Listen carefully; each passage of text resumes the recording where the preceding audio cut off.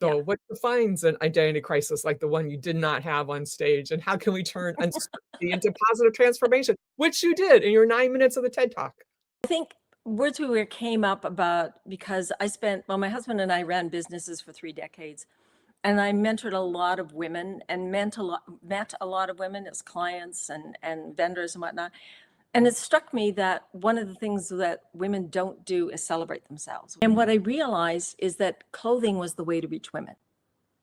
So we know, when you put on a pair of high heels, a sexy black Mhm. dress. So if I take that analogy and say, let's find the words that make you feel the same way.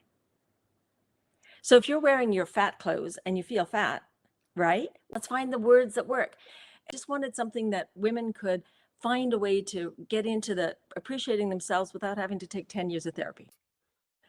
Well, I grew up with, I had a birth defect when I was born. One of my legs didn't grow properly. And so I ended up with one of my legs being 4 inches shorter than the other by the time I was 8 years old. Didn't fit in with the people at school or anything. And then I had 4 surgeries between the ages of 8 and 17. So that further took you out of the circle of life, basically. I couldn't, one of my surgeries was a heart bypass surgery. And so I couldn't do any activities. And so I attached that identity to myself, and I really thought I was defective. I got married very young just because he asked me, not because I thought I was in love. And then shortly thereafter, like by 23, I was divorced. And that was probably, and that was a result, actually, that's all comes together because I had a car accident when I was 23, a head-on collision.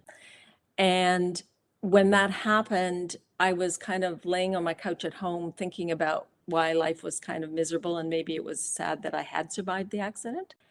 And then I realized that it wasn't that my life was bad, it was that my choices were bad Mm, and that I had attached that word to my identity mm, and that I had buried anything that was solid and beautiful about myself. mm. So that whole discovery is what led me to leave my marriage, get divorced, go out. I walked away from that and went and studied communication arts, which I'd always wanted to write, but of course you can't make a living writing, so I didn't write.